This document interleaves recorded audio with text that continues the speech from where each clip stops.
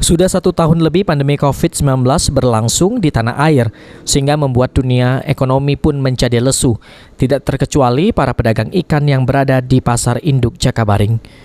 Di mana akibat pandemi COVID-19 serta kini diberlakukannya PPKM pengetatan di Palembang, membuat usaha mereka pun menjadi lesu dan berdampak dengan penjualan dan pendapatan mereka sehari-hari berkurang.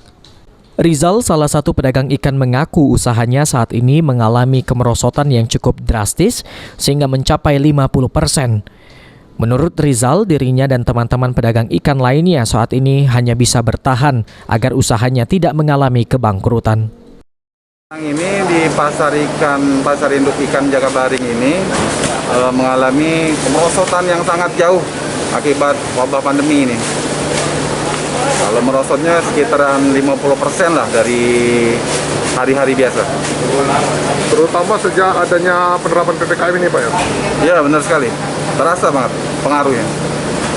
Terus apa, Pak, upaya yang dilakukan oleh kita sendiri, Pak, selaku pengusaha supaya masih tetap berjalan nih usaha ikan kita? Ya, kalau kami sih sebagai pedagang ikan, ya melakukan hal terbaik lah, istilahnya. Sementaranya yang bisa kami lakukan hanya ngikutin peraturan-peraturan pemerintah ya. Keterangan senada pun disampaikan oleh pedagang ikan lainnya yang mana usaha dagangan ikannya saat ini mengalami penurunan. Sehingga para pedagang ikan pun sangat berharap adanya bantuan dari pemerintah terhadap usaha yang mereka lakukan selama ini.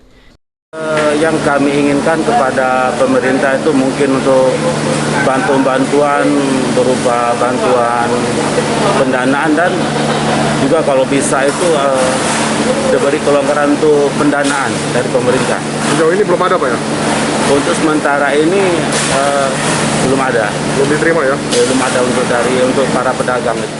Sebelum terjadinya wabah pandemi COVID-19, pedagang ikan di Pasar Induk Jakabaring selalu ramai dikunjungi oleh warga, khususnya pedagang yang berbelanja untuk dijual kembali ke sejumlah pasar kecil di Palembang dan sekitarnya. Firman Hidayat, PAL TV.